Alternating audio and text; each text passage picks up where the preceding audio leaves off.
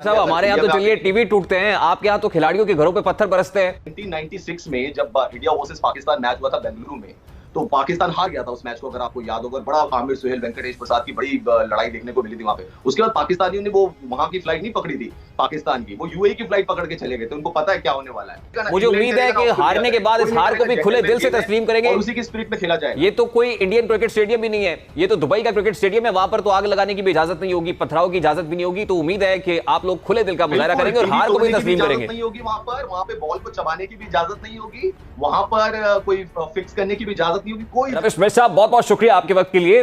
पाक भारत टाकरा है, क्रिकेट के मैदान में एक खेल होगा, लेकिन क्या वजह है कि भारत में, अगर हमारी जबान में कहें तो एक वावेला मचा हुआ है, लेकिन अगर आपकी जबान में कहिए तो हाहाकार मची है। इस हाहाकार की वजह क्या है रमेश भाई साहब? क्या इतना ही खौफतारी है पाकिस्तान क्रिकेट टीम का?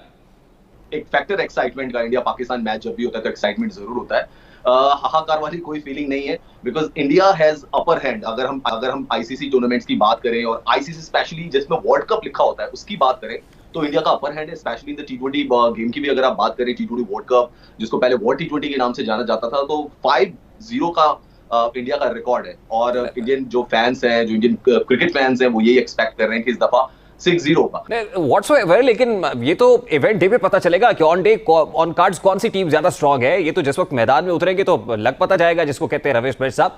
तो इस वक्त इंडिया के अंदर क्या सेंटिमेंट है? ऑल्दो आप ये कह रहे हैं कि 5 दफा आपने पाकिस्तान को हराया है, लेकिन जब भी पाकिस्तान के साथ आप मैदान में उतरते हैं तो एक बार सोचना तो पड़ता है। आपके प्लेयर्स को भी काफी अंडर प्रेशर होते हैं, ना सिर्फ आपके प्लेयर्स होते हैं बल्कि भारत भर के अंदर एक परेशानी चल रही होती है कि पाकिस्तान से मैच पड़ गया। नहीं, ऐसा कुछ नहीं। ये पाकिस्तान के अंदर ज्यादा होता होगा, मुझे लग रहा है। इंडिया के अंदर ऐसा बिल्कुल नहीं है। अभी हमने वो क्लिपिंग्स चलाई है सारे, जो आपके चैनल्स बोल रहे हैं, आपके वॉक्स पॉप्स चलाए हमने, जो आपकी पब्लिक बोल रही है, आपकी जनता को भी सुनवाया हमने। तो काफी वहां पर तो इस वक्त यूं कहिए कि एक धाक बैठी हुई है पाकिस्तान की। ये ऐसे क्लिप्स पाकिस्तान के भी बहुत सारे चलते हैं, और पाकिस्तान के हमें विजुअल नहीं भूलने चाहिए। जो टीवी तोड़ने वाले बड़े विजुअल चलते हैं, तो पाकिस्तान के भी बड़े सारे विजुअल्स चलते हैं, ऐसी बात नहीं है। तो इंडिया में उठाएंगे, इंडिया के चलेंगे। रमेश साहब हमारे यहाँ तो चलिए टीवी टूटते हैं, आपके यहाँ तो खिलाड़ियों के घरों पे पत्थर बरसते हैं। आप तो स्टेडियम के अंदर घेराव कर देते हैं। 1996 में जब इंडिया वर्सेस पाकिस्तान मैच हुआ था बेंगलुरु में, तो पाकिस्तान हार गया था उस मैच को, अगर आपको याद होगा। बड़ा आमिर सुहेल वेंकटेश प्रसाद की बड़ी लड़ाई देखने को मिली थी वहां पे। उसके बाद पाकिस्तानियों ने वो वहां की फ्लाइट नहीं पकड़ी थी पाकिस्तान की, वो यूएई की फ्लाइट पकड़ के चले गए थे। उनको पता है क्या होने वाला है। एंड जब 2003 में हारे, मुझे याद है सकलीन मुश्ताक का इंटरव्यू है कि सकलीन मुश्ताक उस मैच में खेला भी नहीं था, उसके घर में सारे लोग पहुंच गए थे और बोला सकलीन को। चलिए आप तो मेरा ख्याल है कि बहुत पीछे चले गए। माजी में अगर पीछे जाएंगे तो हमें तो विनोद कांबली और सचिन तेंदुलकर के चेहरे भी याद हैं, जो अपनी जनता से हाथ जोड़कर कह रहे थे कि खुदा के वास्ते क्रिकेट को क्रिकेट रहने दो, जलाओ घिराव ना करो। आप आईसीसी चैंपियंस ट्रॉफी भूल गए गालिबन, जो इंग्लैंड में हुई थी। नहीं, मेरे को आईसीसी चैंपियंस ट्रॉफी बिल्कुल याद है। लीग मैच में हमने पाकिस्तान को हराया था, फाइनल में पाकिस्तान ने हमको हराया। फिर उसके बाद 2019 वर्ल्ड कप, सबसे रिसेंट तो वही है। वहां पे तो शायद इंडिया ने पाकिस्तान को हराया, अब आपकी अगर मेमोरी ठीक है तो। नहीं, लेकिन T20 इंटरनेशनल को लेकर T20 हमारे पास बाबर आजम है, शाहीन अफरीदी है। कैसी बातें कर रहे हैं? देखिए 24 पाकिस्तान की बॉलिंग लाइनअप, एक मिनट मेरी बात सुनिए, पाकिस्तान की बॉलिंग लाइनअप पूरी दुनिया में मशहूर रही है, लेकिन यही पाकिस्तान 2007 में बॉल आउट में विकेट नहीं गिरा पाई। हमारे रॉबिन उत्थप्पा ने बॉल आउट में पाकिस्तान वो विकेट गिरा दिया। रमेश साहब इतना बड़ा बजट, इतना बड़ा क्रिकेट बोर्ड, इतनी बड़ी लॉबी, लोगों को ममालिक को साथ मिलाकर चलते हैं, इसके बावजूद अगर पाकिस्तान इतनी छोटी टीम है, पाकिस्तान आपके नजदीक बिल्कुल केपेबल नहीं है, तो फिर इतना डर और खौफ क्यों है? मेरा तो बड़ा सादा सा सवाल है आपसे, बड़ा सादा सा सवाल है, अगर आप मेरे सवाल को रिस्पॉन्ड कर सकें। कोई डर नहीं है, कोई खौफ नहीं है, ये आपके दिमाग में ऐसा चल रहा है। ऐसा कोई डर कोई खौफ नहीं है। It's a match, cricket match है, अवाम इसको उसी तरीके से ले रही है। जैसा मैंने कहा कि एक्साइटमेंट लेवल होता है, क्योंकि अब इंडिया पाकिस्तान के मैचेस इतने नहीं होते, तो यूएसपी जो बनती है वो आईसीसी मेरे ख्याल से टूर्नामेंट्स में ही बचती है। ऐसा कोई अच्छा ये मुझे सिर्फ ये बताएं रमेश साहब, ये आपने कैसे सोच लिया कि आईसीसी का इवेंट है, इंटरनेशनल T20 वर्ल्ड कप आप खेलने जा रहे हैं और आप वहां पर ये कहें कि पाकिस्तान के साथ मैच नहीं खेलना, आईसीसी पाकिस्तान को आइसोलेट कर दे? ये सोच कैसे लिया आपने? ये कैसे कर लेते हैं? बोला ये किसने कमेंट दिया? कोई सौरभ गांगुली ने कमेंट दिया? आपके शाह जो बोर्ड ऑफ सेक्रेटरी, आपके पार्लियामेंटेरियंस कह रहे हैं, गवर्नमेंट की तरफ से कोई आपका मीडिया कह रहा है, आपके एंकर्स कह रहे हैं, आपका पार्लियामेंट कह रहा है, आपके एमपीज ये मुतालबा कर रहे हैं। से कोई किसी पार्लियामेंट तो देखिए आजकल चल ही नहीं रहा है, तो पार्लियामेंट कहां से बोलेगा? मैंने जैसे आपसे कहा कि एक हुकूमत के अंदर, एक देश के अंदर बहुत सारे थॉट्स होते हैं, उसमें से एक थॉट ये भी है, वो इंडिया में नहीं है, वो पाकिस्तान में भी बड़े सारे थॉट्स होते हैं। वैसे मुझे रमेश साहब आप ये तो मान रहे हैं कि थॉट है, ये थॉट कैसे, ये सोच भी कैसे लेते हैं आप? ये कैसे कर लेते हैं? मुझे तो ये समझ नहीं आता। देखिए हर टाइप की, देखो डेमोक्रेसी है, democracy. How do you do it?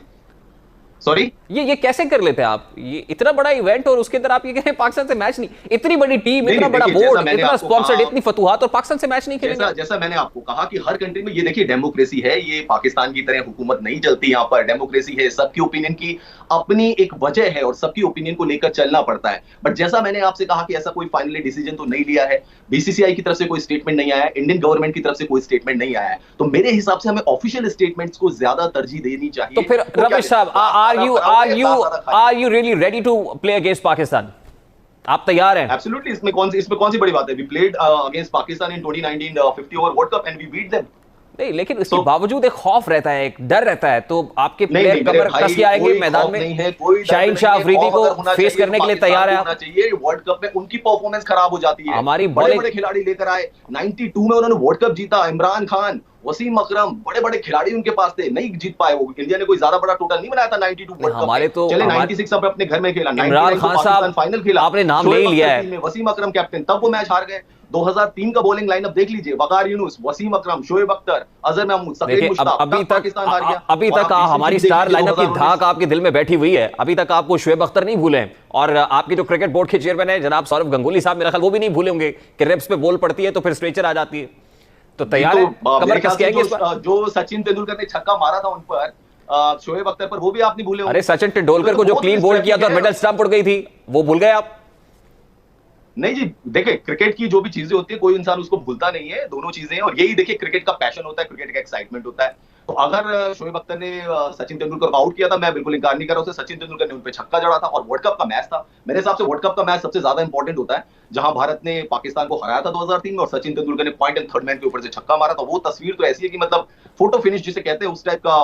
अच्छा रमेश भाई साहब, मैं तो वैसे आज ही सईद अनवर की परफॉर्मेंस देख रहा था, एक 194 वाली, और अनिल कुंबले को समझ नहीं आ रही थी कि बॉल फेंकनी कहां है।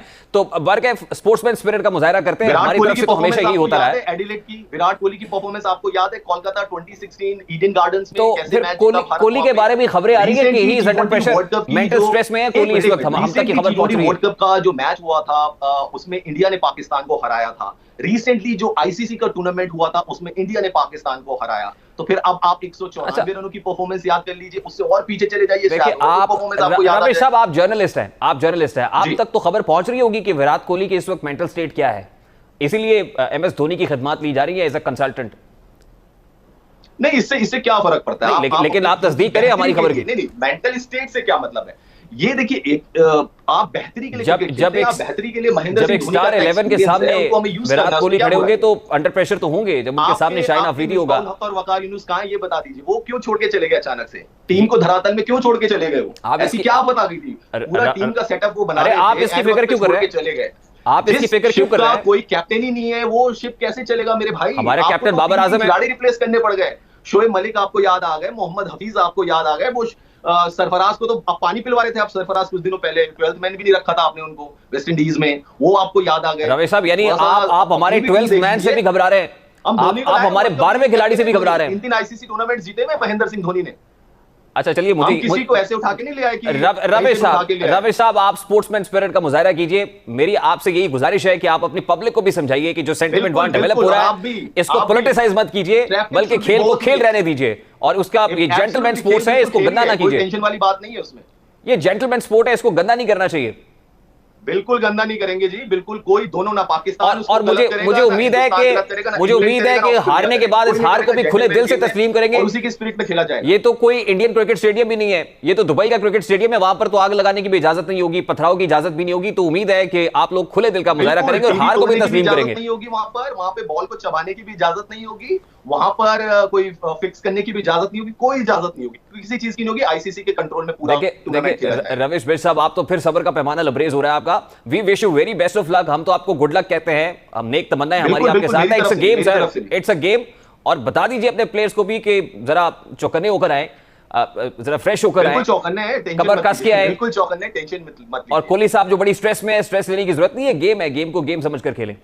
ये आपने कैसे भाप लिया कि कोहली साहब स्ट्रेस में और बाबर आजम बड़ा रिलैक्स कर रहे हैं? देखिए वर्ल्ड कप खेला जा रहा है, मेरे हिसाब से थोड़ी बहुत आपकी टेंशन होनी चाहिए, थोड़ा बहुत आपको सीरियस होना चाहिए। अगर बाबर आजम रिलैक्स है, अगर आपके रिजवान रिलैक्स है, 2 ही बल्लेबाज है ना आपकी टीम में, तो अगर ये दोनों रिलैक्स है तो बिल्कुल इनको रिलैक्स नहीं रहना चाहिए। वर्ल्ड कप का गेम है, इंपॉर्टेंट गेम है, सीरियसली लेना चाहिए, तभी आप खिताब के करीब